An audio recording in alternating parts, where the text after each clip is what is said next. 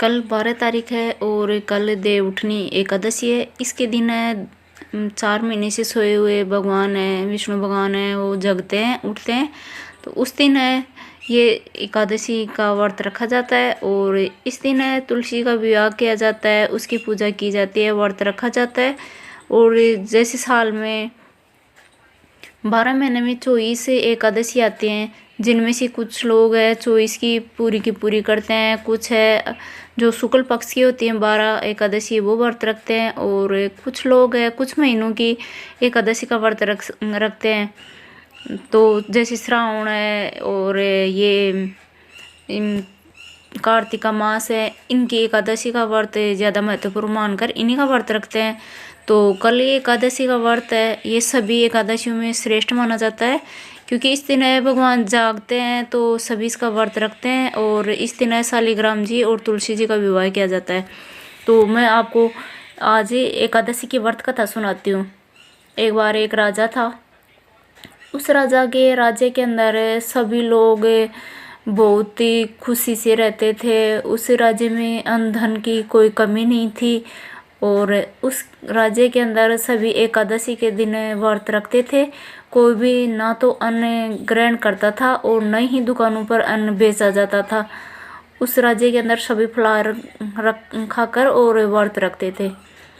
अब उसके काफ़ी दिन हो गए थे, इस तरह से राज्य चल रहा था अच्छी खुशी से। राजा बहुत प्रसन्न था और राजा घूमने जा रहा था। तो भगवान ने सोचा कि इसकी क्यों ना राजा की परीक्षा ली जाए और ये फल असफल होता है असफल होता है, इसका पता किया जाए कितनी भक्ति है इसके अंदर। तो वो जांच करने के लिए भगवान ने खूब सुंदर स्त्री का रूप धारण किया और सड़क के किनारे बैठ गए। जिधर से राजा गुजर रहे थे वहाँ बैठ गए। और राजा ने जैसे ही उस स्त्री को देखा, उसके रूप को देखकर और राजा मोहित हो गए। उस स्त्री के पास जाकर बोले, आप इस सुनसान जगह में अकेले क्यों बैठे हो? तो उस स्त्री ने बताया कि मैं एक असहाय बेसहारा स्त्री हूँ, मेरा कोई सहारा नहीं है, तो भगवान के लिए आप कुछ मेरी मदद कर दो। तो राजा उसके रूप पर पहले से ही मोहित थे। तो राजा ने कहा कि आप मेरे महल में चलो और मेरी रानी बनकर रहो।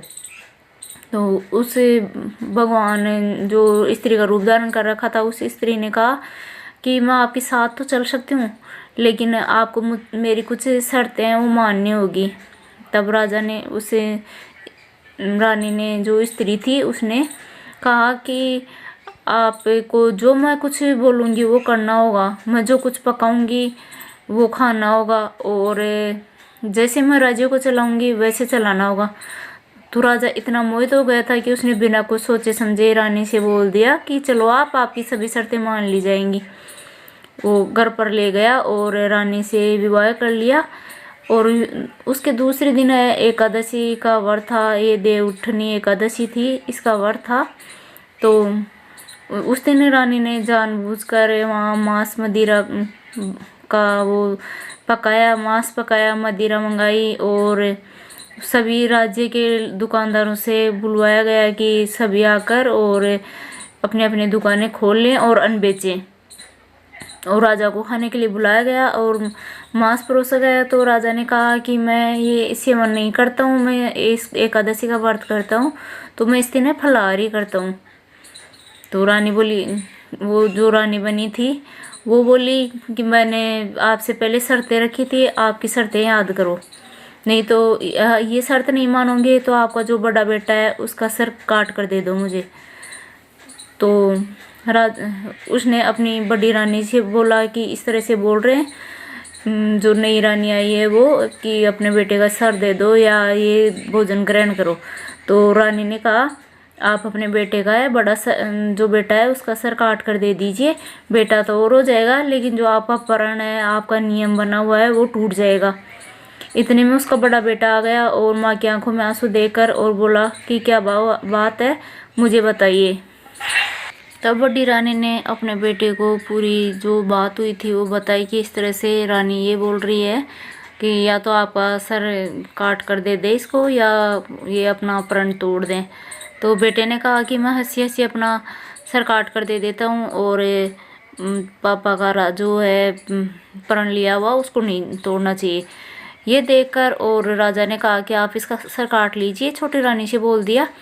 इतने में जो रानी बनी हुई थी भगवान विष्णु वो प्रकट हुए और राजा से बोले कि मैं तेरी जो भक्ति है निष्ठा है उससे मैं प्रसन्न हुआ और क्या मांगना चाहता है मांग सकता है, तू तेरी परीक्षा में सफल हो गया है।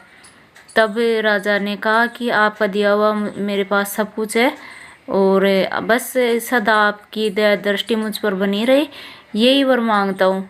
उसके बाद राजा के राज्य में पहले की तरह खुशहाली हो गई और उसका राजपाट है दिन दुना रात चौगुना होने लगा।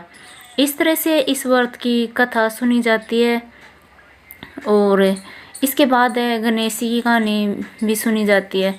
तो मैं आपको गणेश जी की कहानी भी सुना देती हूँ। एक बार एक छोटा सा लड़का था, उसने घर में किसी से सुन लिया कि गणेश जी भगवान ऐसे होते हैं और सबकी मदद करते हैं, तो घर से लड़ाई झगड़ा करके और घर से निकल गया। रास्ते में वो घने जंगल में चला गया। शाम हो गई, वो घर वापस नहीं लौटा और बोलता जा रहा कि जब तक मेरे को गणेश जी नहीं मिलेंगे तब तक मैं पीछे वापस घर पे नहीं जाऊंगा। ये बोलकर और आगे चलता रहा।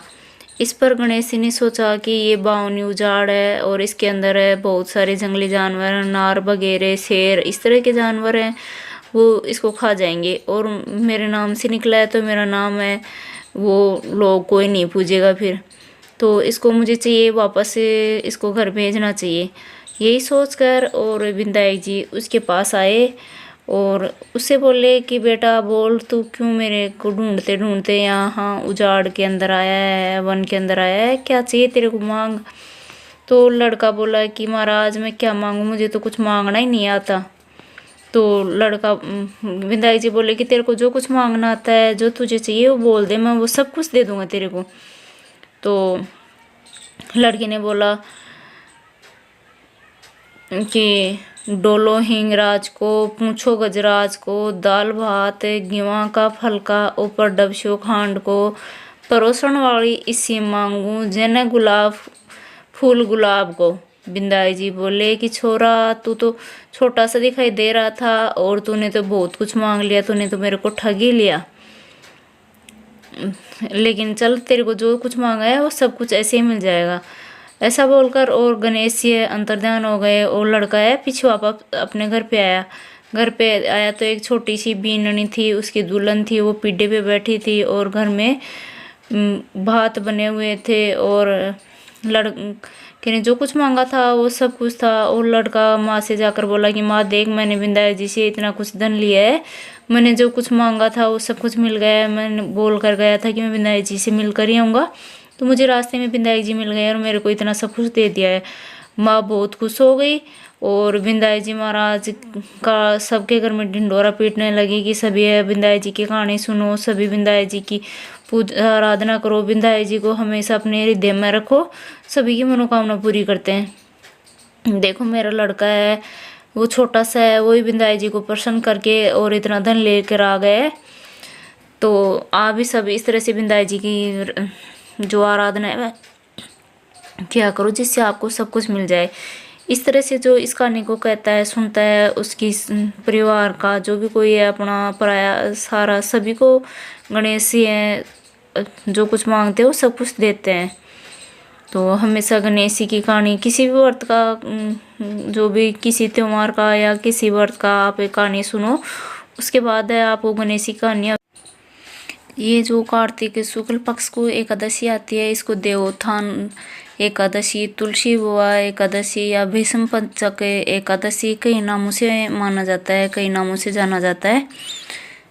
ये जब भगवान आषाढ़ के अंदर शुक्ल पक्ष की एकादशी को 4 महीने के लिए क्षीर सागर में शयन करते हैं और 4 महीनों उपरांत कार्तिक शुक्ल एकादशी को जागते हैं, इसीलिए इसको मनाया जाता है। विष्णु के शयन काल के 4 मासों में विवाह आदि मांगलिक जितने भी कार्य होते हैं वो सब वर्जित होते हैं। विष्णु जी के जागने के बाद ही सभी मांगलिक कार्य शुरू किए जाते हैं, तब तक कोई कार्य नहीं किया जाता। कार्तिक मास में जो मनुष्य तुलसी का विवाह भगवान से करते हैं उनके पिछले जन्मों के जितने भी पाप होते हैं सब नष्ट हो जाते हैं। और तुलसी जी का विवाह किस तरह कर सकते हैं? कार्तिक मास में स्नान करने वाली स्त्रियां होती है जो पूरे महीने स्नान करती हैं कार्तिक का, वो कार्तिक शुक्ल एकादशी को शालिग्राम और तुलसी का विवाह रचाती हैं। समस्त विधि विद्वान पूर्वज के गाजे बाजे के साथ एक सुंदर मंडप के नीचे यह कार्य संपन्न होता है। विवाह में जो स्त्रियों द्वारा गीत भजन किए जाते हैं और उसका विवाह शालिग्राम जी और तुलसी जी का किया जाता है। इस दिन तुलसी जी को पहले सुबह जल्दी उठकर और जल चढ़ाया जाता है, कच्चा दूध चढ़ाया जाता है और फिर वहाँ घी का दीपक जलाया जाता है और तुलसी जी को चुनरी उड़ाई जाती है और तुलसी जी के जो मोली होती है कलावा वो बांधा जाता है और एक पीले कलर का धागा लेकर उसके 7 गांठ लगाकर और तुलसी जी की बांध देते हैं। तो जो भी अपनी इच्छा होती है, मनोकामना होती है, वो 1 साल के अंदर है पूरी हो जाती है। तो ये पीले धागे का जो एक टोटका होता है वो आपको अवश्य करना चाहिए इस एकादशी को, जिससे आपकी जो भी मनोकामना होगी वो पूरी हो जाएगी। और इस तरह से तुलसी जी और शालिग्राम जी का विवाह करके और ये उसके बाद आरती करनी चाहिए और फिर आप इसका कहानी सुन ली है आपने, पूरा कर लिया। उसके बाद जो कोई भी आपने भजन वगैरह के लिए बुलाया है उनको फलाहार के रूप में कोई भी फल वगैरह देना चाहिए और बगर वगैरह कुछ भी बनाकर उनको नाश्ता वगैरह करा सकते हैं। इस दिन अन्न ग्रहण नहीं किया जाता है। इस दिन का जो भी कोई व्रत करता है उसको फलाहार ही खाना होता है। दूसरे दिन स्नान करके और भगवान की पूजा करे उसके बाद ही अन्न ग्रहण किया जाता है। तो ये कहानी आपको अच्छी लगी है तो मेरे वीडियो को लाइक करना, शेयर करना। अभी तक चैनल सब्सक्राइब नहीं किया तो सब्सक्राइब ज़रूर कर लेना, बेल आइकन प्रेस करना जिससे आपको मेरे नए वीडियो की नोटिफिकेशन मिल सके। और इसी तरह से आपको कोई नई कहानी है सुनने को मिल सके। वीडियो देखने के लिए थैंक यू।